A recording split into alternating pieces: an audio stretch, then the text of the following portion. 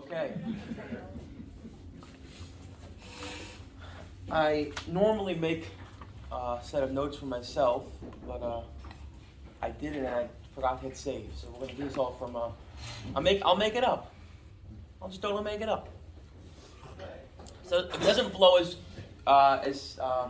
nicely as usual because I'm trying to remember what I was supposed to say. Is there a fire there? Okay, so let's smoke. Someone's having a good cigar. It's in the car. All right, that's more exciting than what I'm doing. We got the Torah is burning over there. We got the Shiur over here. We're gonna Aser Thanksgiving. It only gets better from here. Rabbi, it only gets better from here. It's just overheated. Don't worry about it. Okay. It only gets better from that. Thanksgiving letters. The reason I wrote Thanksgiving is because you'll see that's how Moshe writes it. Thanksgiving letters. Okay. Here we have a special shiur in honor of what will soon be perhaps a non-holiday of Thanksgiving. Who here is celebrating Thanksgiving? Let's see what I'm up against. Okay, fine. We're all in this together. By celebrating eating a turkey. Well, we'll see. I don't really like turkey. Don't tell my grandmother that. Okay, so we ready? Okay, so there is a prohibition in the Torah. We cannot go and do the things that the non-Jews do. What does that exactly mean? Obviously, it doesn't mean if someone non-Jew wears glasses, we can't wear glasses. So there clearly are some sort of parameters and some sort of guidelines for what exactly would be an issue of us, quote-unquote, walking in the path of the non-Jews and us not. So this Shabbos we heard from Ari Mermelstein, he spoke about getting a tattoo. So interestingly enough, it seems that not only is there a prohibition to get a tattoo, there's also a second prohibition of one, getting a tattoo, you're now doing something that the non-Jews do, and therefore you're over two at once. It's two for the price of one, which sometimes we enjoy and sometimes we don't want. But there are other things that may fall under this prohibition as well. And the question is, what exactly are they? So the first thing we have to define is what is a non-Jew?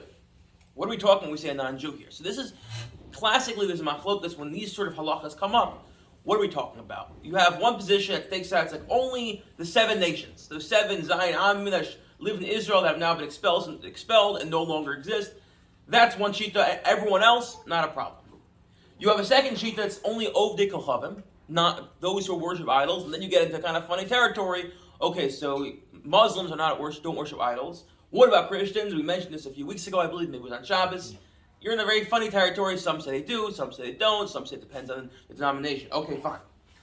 Lastly is the most expansive shita. This is, I believe, of the Tashbates, and he's like, no, anyone who's non-Jew, we cannot follow in their ways, and their idea is that we are supposed to be separate. We have our own unique system of operating, and when you start acting like them, so then you might come to, again, if it's idolatry, worship idols, or again, it leads you astray from the path of the Torah. The consensus among the poskim is we're talking about all non-Jews. And then the question becomes, so if we can't follow in the path of non-Jew, so what exactly does that mean? What are we talking about? And that's where it gets a little tricky. So there becomes a 3-way machlokas in the poskim. There are those, the Grub being among them, based off Tosfos. Tosfos says there's a prohibition of B'chukoseim and also Darkei Mori. What's Darkei Mori? Darkei Mori is things that are davar shtus. Things that there's no reason for them to do it, and they just do it. Comes along the grounds as anything that has no reason. So the only reason you're doing it is because the non-Jews are doing it. One can make an argument for perhaps a tie. The tie literally serves no purpose other than the covering over the stains on my shirt, which you don't see are there. There's no purpose to that tie. It's literally, a lot of fashion seems that way. It's kind of arbitrary. So one can make an argument, which you look at our Hasidic neighbors, that maybe the path they're following, that if there's absolutely no reason to do something and everyone does it, that's the prohibition of B'chukoseim, doing something that's foolish. Rav Henkin, who was the Gadol Hadar in America before Moshe Feinstein came here, he rejected that. He said, we don't pass like this gra. We say a little differently. If you look, and I didn't put it on Makomas, but if the Shulchan Aruch is as follows. Ein hochin, this is Kuf Ayin Ches. Ein hochin b'chukos avodi kochavim. We don't go in the ways of the chokim. Chok sounds more like a rule. which we're going to come back to, of the non-Jews. Lo yalbish malbushim yuchel. We don't wear special clothing that they wear, not necessarily what the contemporary fashion is, but if there's a special clothes on them, maybe a priest's collar. The way we cut our hair. They have, so again, the way they shave, etc. Very concrete things. And those are things that perhaps are more tended to be the idol worship. And again, after this, we'll then jump into our actual Shiloh of the week of that Thanksgiving. Comes along the you should dress differently than them, which again, that's something that we are all not doing, but the Hasidim seem to be doing. But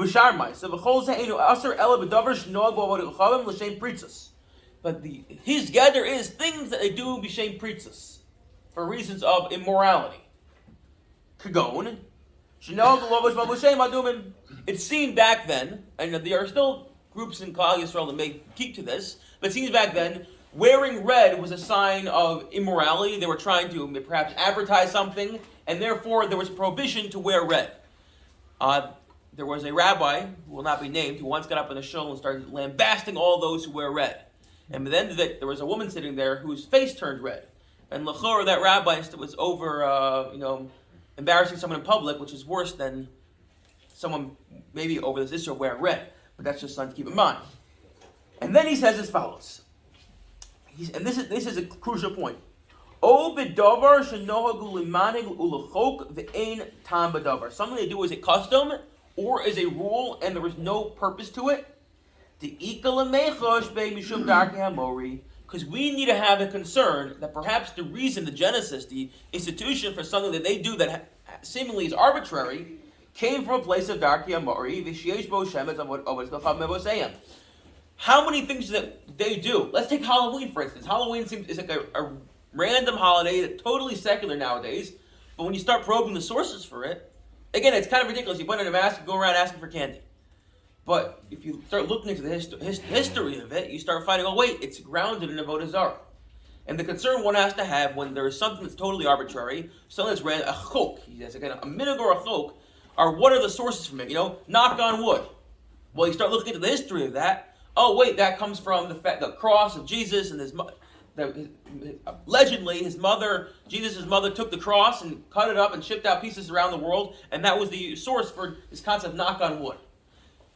When you start quoting random things you don't know the sources for, give me 1 second, so then you run into this territory of, well, maybe it's got shemitz of Avodah Zarah. Yes, Eitan. Very, very controversial. It seems to be the consensus is not Avodah Zarah. There was an article written, and right now it's not Avodah Zarah. I know great rabbis who do it. And that also, by the way, opens up a different possibility. What happens if something, we don't know where it came from, now everyone does it in Klal Yisrael? One can make an argument, so the first people who did it, they were over Dark Amori, but everyone else, they're just doing what their friends do. Minig Yisrael. A very similar place comes up, and this is something that, in the concept of Beged Isha, and Klei Gever, that we have defined clothes for men, defined clothes for women, and we don't cross-dress. But what happens when people start cross-dressing? After long enough, maybe something that was considered a woman's garment or a men's garment is now more universal. So it happens to be that there is also that aspect to it as well. Question? I was going to say, if one doesn't know the original intent, one doesn't know the dispute or whatever. It's very hard to know when we move beyond that original intent, but it's clear that it's as ironic as it is, and also you have to ask who is it going on, the Jews or the non-Jews? But okay, fine, we're going to leave from there. And then he says as follows: Avo davar shnogl toelos go shedarka shkol mishu rofe mumcha yesh lo mavish miyuchash nikar bo shurofe u'en mutar levosham. And then there must is very important caveat is what about something that has no purpose, but we give it a purpose. For instance, there's a doctor in the room. What do you wear? What color? Green. You wear green or white or blue, whatever it may be. Doctors then wear white. Why? So everyone knows, oh, he's a doctor. That's considered a purpose. The Gram might disagree. Like, nah, it's still kind of arbitrary. There must that's considered a purpose. What emerges from all this, and then we can get to our Shaila, is as follows. There's clearly a concept of Bichukoseya. We don't follow in the ways of the non-Jews. Non-Jews accept the practices, all non-Jews. When we say that, we mean something that's a minhag or a chok, that's a law or a custom that seems to have no purpose, because if it has no purpose, in and of itself is not necessarily a problem, but if it has no purpose and we can trace it back, or we have a concern that goes back to Avodah Zarah, then it's a problem.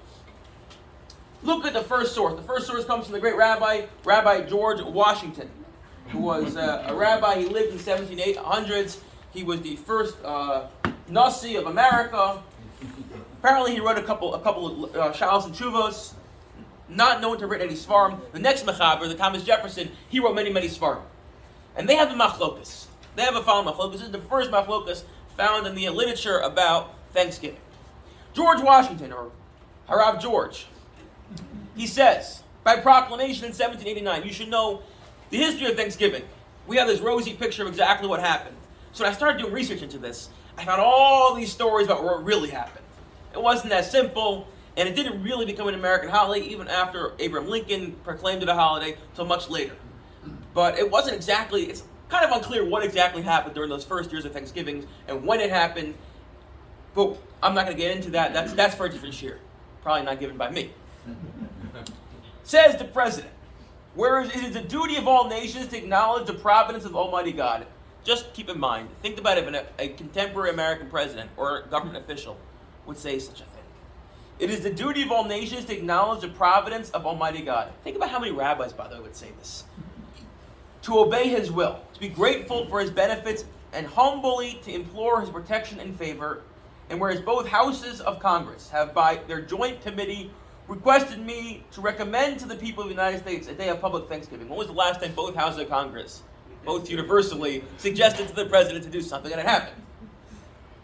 A day of public, the people of the United States, a day of public Thanksgiving and prayer to be observed by acknowledging with grateful hearts the many signaled favors of Almighty God, especially by affording them an opportunity peaceably to establish a form of government for their safety and happiness. All right, first thing we should notice is that he doesn't talk about the Puritans. This is just for your own historical knowledge. He's talking about the government being established, a day of Thanksgiving in general. When exactly this is, it's not necessarily the last Thursday in November.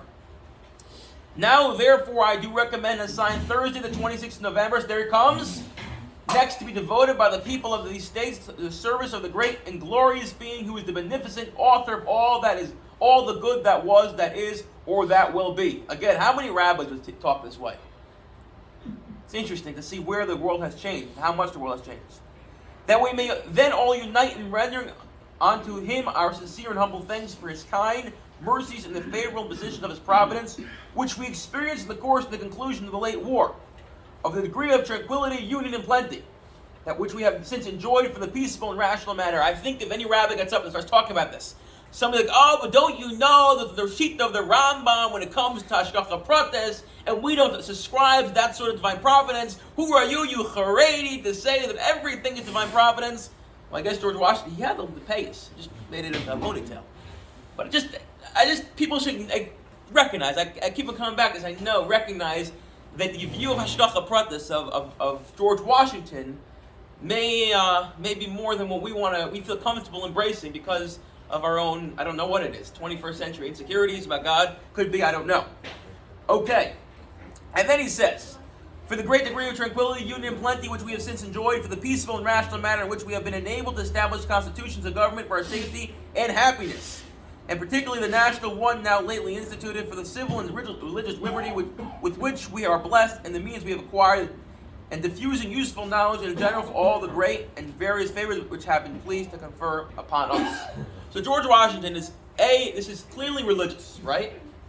There's no mention of what religion. This can literally be Judaism, it can be Islam, it can be Christianity. See, it's monotheistic, but it's clearly religious. And the question, does that have any bearing? It happens to be that the next source, there's a big machlokas. Thomas Jefferson was like, with all due respect, George Washington, our country is predicated on the separation of church and state. Who are you? And you can see how Thomas Jefferson is reading this letter this way. He's like, who are you to come along and make a national day of Thanksgiving? It's a pasnisht. You can't do that. It's with the separation of church and states, and he lays out in a letter where he doesn't talk about Thanksgiving in general because he was asked to make a day of Thanksgiving, and he refused. And he lays out in a letter which just became one of the bases for the separation of church and state argument. Believing with you, this letter was written to a Baptist congregation who was kind of upset at him for not pushing Thanksgiving. Speaking of which, life is complicated. Rabbis are complicated. So Thomas Jefferson did make a statewide Thanksgiving, but he wouldn't make a national Thanksgiving. There's a chap there. I'm not sure what it is. Believing with you that religion is a matter which lies solely between man and his God, that he owes account to none other for his faith or his worship, that the legitimate powers of government reach actions only and not opinions. I contemplate with a sovereign reverence that act of the whole American people, which declared that their legislators should make no law respecting the establishment of religion or prohibiting the free exercise thereof, thus building a wall. Listen to this law, a wall of separation between church and state. So he's arguing and saying, I see Thanksgiving as being such a religious holiday that it is breaching this wall between separation of church and state, and therefore on a national level, I will not engage and I will not proclaim a day of Thanksgiving. I think it's important to recognize that this is the first machlokes we find out in the Rishonim between about Thanksgiving, but more importantly, there seems to be from the very beginning a debate about the how much God is playing a role in this Thanksgiving. Let's fast forward 100 plus years. Moshe Feinstein. So Moshe Feinstein, one of the first great Gedolim to be in America. Obviously, we mentioned Rav Henkin, and apparently Rav Henkin elsewhere talks about Thanksgiving. I could not find it for the life of me. I was searching and searching, I couldn't find it. But Rav Moshe is really one of the first posts came to America to deal with a lot of these American issues, and he's asked the following question. And notice again the premise of the question. The family says, can we make a birthday party or a bar mitzvah that's going to take place on Thanksgiving so it will look like a Thanksgiving party? He says, Udavar las is source number one. Udavar las is Eza Simcha b'mei Id shel Hanachrim im hu mitzad emunasam im b'kavana machmashu yom id aser medina. If you're making something on their holiday, it's aser medina. V'im below kavana yesh aser mitzad maris ayin. And if it's not with kavana, then it's a maris ayin. Meaning, not Thanksgiving here.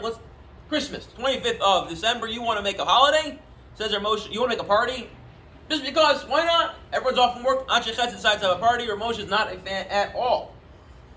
The Sudas Mitzvah Kamila, what sometimes you're kind of stuck. The 8th day of a birth, you have to make a Sudas Mitzvah. Upin Ben Yesh Lashos, I feel make Injalan, because then obviously you have to.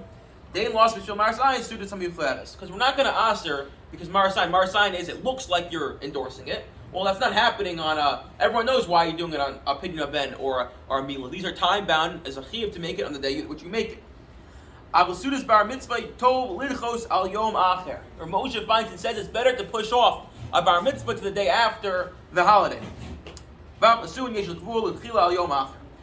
V'yom risha mishnah shalem v'chein Thanksgiving. Thanksgiving. What does it say about Thanksgiving?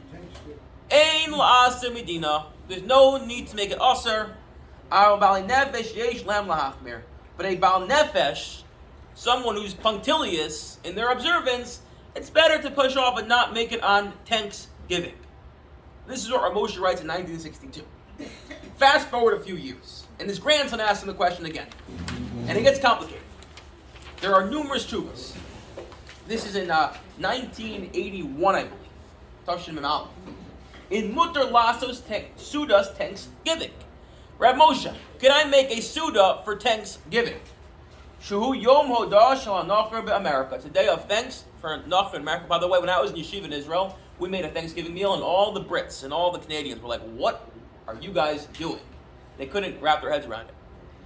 He said, Udavar Thanksgiving, Kvar Kasafti La'echad B'tshuva B'Igros Moshe. He says, I wrote earlier on, 25 years ago, She'ein lost Medina L'Kvu Al Yom Zeh Eza Simcha V'Suda Bar Mitzvah V'Nesuin Ela Sh'Bal Nevad Yesh Lam L'Hachmir Avo Lasa Simcha V'Suda V'Kavod Thanksgiving Yesh Vadai L'Aser Medina. To make an actual meal is Aser Medina.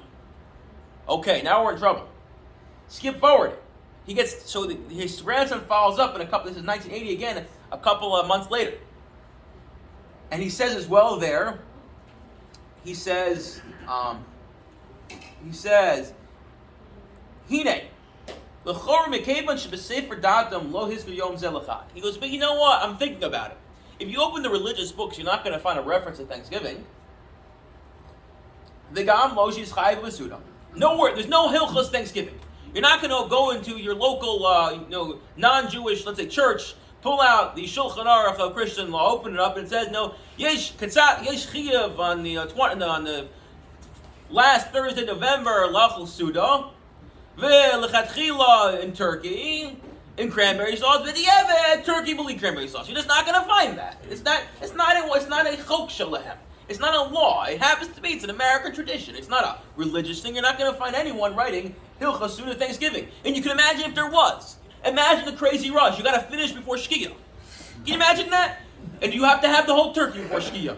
Or just the dark meat. I only like dark meat, by the way. The dark meat before Shkia. Like, it's going to be a disaster. And when can you cook it? It would... By the way, think about that. If you had to make the turkey Erev Thanksgiving, you know how dry it would be? It'd be a disaster. We wouldn't be complaining about matzah. We'd be complaining about turkey and Thanksgiving. It's just not a thing, and it wouldn't be a thing. And this is why we have to thank God for giving us holidays and not, okay.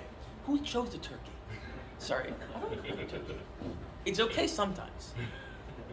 Is there a question why the conscious of turkey having this question? Yeah, we're not going to get into that. In my family, we have a 2-day Yom Tov, and then Isur Chag. We have half the family comes Thanksgiving. The next half comes for bagels and lox the next day, so that's the day of Yom Tov. Then it's Shabbos, because we live in Golis, obviously, so we need to have 2 days. And then Sunday's Isur Chag, we have all the leftovers. And then Monday, we're with stomach issues. So Moshe says, you're not going to find anywhere that we write, this is a religious holiday. What do we remember? We're remembering, the Puritans. Shugam came simcha b'medina shavo lagar lekan. He says, I don't find the problem to make a Suda, because it's not really a secular holiday. And if you want, eat your turkey. So to answer your question, there's Yaakov Kamenetsky was against turkey. Eat your turkey. I add my psak only dark meat. They should only make dark meat turkeys. I don't know why they make both. Okay. Then he adds on, Avo. And this is where this is the key point. There's a difference between saying, I'm going to do something because it's a nice tradition. Elsewhere where Moshe writes, I couldn't find it. We're thanking America, we're a Medina Shel Chesed. He writes about when it comes to voting, America's a Medina Shel Chesed, it's a nation of kindness. That's one thing. Another thing to say, you know what, this is a new law. Yahar vel Yadbar. We're all going to be sitting down on Thanksgiving and eating. If you don't show up, like how can you do that? This is a law. There's a difference between saying this is a tradition that's nice, and you know what? If you miss it 1 year, okay, you miss it.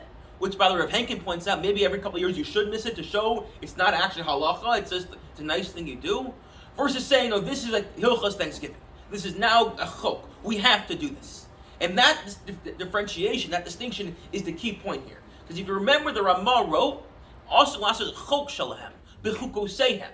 They're laws. As long as it's a tradition, it's a nice thing we do. There are nice values behind it. There's nice meaning behind it. We should always I'll tell you, I had a Rebbe once. I said to him, why don't you celebrate Yom HaShoah? So he said to me, he's a Haredi guy. He said to me, because I can talk about the Holocaust any day I want. So I said back to him, yeah, but you don't. Meaning that sometimes it takes us to set aside one night a year where we talk about Yetzias Mitzrayim, where we talk about these sort of things, so that we remember these things. Mother's Day. Yes, every day is Mother's Day. But ultimately, we're not going to buy our mothers flowers. I obviously do. But the rest of us aren't going to buy our mother flowers every single day. But when you set aside a time to think about it, it sets aside time to think, to recognize there are values behind Thanksgiving that we want to talk about, that we set aside that time to talk about. Look how lucky we are. With all of the problems that there are in America nowadays, with everything going on, how lucky the world is to have in America. Think about what the world was. And anyone who knows history knows that we're in a lucky place. And anyone who knows Jewish history knows, with all the quote-unquote anti-Semitism, and I'm not minimizing it, it's nothing compared to what my great-grandmother experienced pre-war in Europe. Pre-war. She said to me once, she goes, you think it was nice before the war? She goes, it wasn't nice before the war. It's nothing with the opportunities we have. The fact that, if we think about the last administration, how many Jews were in it? In this administration, how many Jews were in it? The chief of staff is Jewish. The second gentleman is Jewish. Like, think about what we have in this country and the opportunities we have. And take a moment and reflect on that. Like, we don't always do that. And we're always, we often get bogged down with all the issues. So perhaps don't make it a chok. but make it a time to set aside to think about it and enjoy it. Yes, that's an extent. Dina Machos Dina is more Choshimish, but they have a right to make laws in terms of taxes, safety. It doesn't extend to these sort of things, right? Especially if it was Mechukosei, meaning obviously no one thinks the secular law trumps halacha. It's more of halacha recognize that there is jurisdiction within which secular law can extend. Where that is it's complicated. They can mint coins, etc. What are we doing on time? I didn't bring my watch. 9:20. Okay, fine. So we're going to skip the next source. Moshe basically there says, I realize I have a couple chuvas. One place I said usher, one place I said mutter. What's going on here? He kind of pushes this point. He then has a kind of funny point. He's like, you know what? Like, Thanksgiving, I don't know why we're celebrating it. He's like, okay, because people survive. People survive things all the time. We don't celebrate those things because it's nice they survive, but okay. At the end, he's not the biggest fan of Thanksgiving. But that's what Moshe is. Moshe's not the biggest fan, but he's not going to usher it because ultimately it's not a chok. But if you make it a chok, as Rav Henkin pointed out, you do it every single year, maybe there's what to point out. However, Rabbi Soloveitchik disagreed. Right, same time period, actually, he was a cousin. And this is brought down in Nefesh Harav. Nefesh Harav is Rav Hershel Schachter records a lot of conversations and different ideas that he heard from the Rav over time. And he says as follows. This is under Chukas Akum. Das Rabbeinu Haisa Shemutter Le'achal Basar Hodud, which is turkey. Besov November B'yom Thanksgiving. Rabbi Soloveitchik thought it was mutter to eat turkey on Thanksgiving. To Elliot's point, there was no issue with Masorah. V'chein she'ein b'achilasam b'yom Thanksgiving mishum chukas akum. V'chein shamanu sh'hozegam das aviv hagram. He says, so he heard the Rav said it's not a problem to celebrate Thanksgiving, and he got this from his father who also lived in America, and you can eat turkey. But it goes one step further. This Ray Broy brings down from a friend of his, Dr. Avi Feldman. Ready? In the English. While I do not know whether Rabbi Soloveitchik had turkey for dinner that night or whether he called it a Thanksgiving dinner, it was well known that on the day that is marked on the calendar as Thanksgiving, Rabbi Soloveitchik started Talmud classes earlier than usual in order to end earlier than usual and catch the plane back to Boston. Right? The Rav lived in Boston, and he taught in New York a couple days a week and either took a train or a plane back. To have some sort of festive meal, he probably talked about thanks. In halacha, anytime we say divrei Shiur v'seshbachos, we sing a little, we talk about Hashem a little, we give a dvar Torah, we have an opportunity to turn what is a mundane meal into a sudas mitzvah. So maybe I'm sure he said a dvar Torah, or sang a little, talked about thanking God. You give it a sense of sudas mitzvah. In fact, next week's Hanukkah, and the Ramah talks about there's some sort of Inyan to have a suda on Hanukkah. What does that mean? So you have a meal, but you also talk about the miracles of Hashem that makes it a din of sudas mitzvah. However, it is of interest to note that while Thanksgiving appeared to be of sufficient importance to change the fixed time for Talmud class, it was not sufficient to end class if Rabbi Soloveitchik had not completed what he wanted to understand. As important as Thanksgiving was to him, to start class earlier, he wouldn't end it. On Thanksgiving 1976, there was a famous Thanksgiving class where Rabbi Soloveitchik spent about 5 hours, most of it in silent thought, by the way, which I think is unbelievable. The Rav would give shiur every single year, and he'd pretend he was approaching the sugya, the text in front of him, as if he was viewing it for the very first time. It didn't always come out clear then. And he clearly got caught on some Tosfos, and he just sat there like this for almost 5 hours. And I guess the generation of 1976 did not have ADD, because if I tried doing that for about 5 seconds here, I'd be hearing new and getting looks from various people who may be in this room right now. I'm not going to look it up right now. Working through one of the medieval commentators, after the second or third time, the Shamash, the sexton, passed him a note about the flight back to Boston where he lived. Rabbi Soloveitchik turned to him and said, knowing the Rav, when he was learning and you interrupted him, he was not a happy camper. He said, no one can leave here until we've understood what it is that Tosfos is saying. No one can leave the room. And he probably said it quite angrily, knowing the stories of the Rav. That for the Rav, obviously, and it's kind of obvious, Thanksgiving was important. And Thanksgiving was, as we spoke about, a time to talk about values, to talk about, the hashkafa of not only of America, but also us, our Jews, and the place we have in America. It's time to talk about our own relationship with America and the role we play in broader society. I spoke with the Shabbos, how sometimes we are at odds with society, but other times we're not. And I think we also don't talk about enough how we have an obligation to contribute to the society. But at the same time, for the Rav, he started Shiur earlier and he had a plane back, but if Tosfos got in the way, nothing gets in the way of Tosfos. And he was giving a Shiur, and the way the Rav gave Shiur is he needed to understand it totally and completely, and if he was stuck, and he waited. And he missed his flight and probably missed his meal that year because value-wise, there are values, and the way we weigh things, as important it is to talk about thank you, it's more important to do the regular Shiur, to finish Shiur.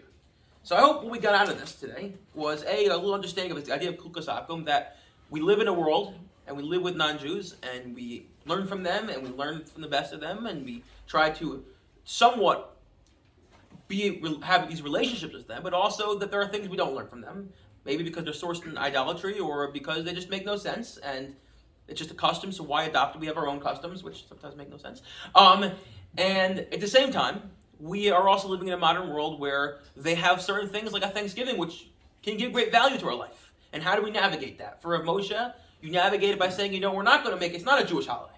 And we can't make it a holiday. But at the same time, we can celebrate and recognize, if you want to, that there's what to do on that day. And the Rav is like, no, it's a day of Thanksgiving. There are values behind it. And you can talk to your kids about it when you sit down. Talk to people around you how lucky we are to be in America. But at the same time, Tosfos and the Gemara, and that's obviously those are values, and our religion's always going to override what is a nice value, for the law. All right, everyone, have a wonderful week. A happy Thanksgiving. I hope you only get dark meat. I hope your turkey isn't dry, and we shall see you Wednesday night for part 2 of our Shiur.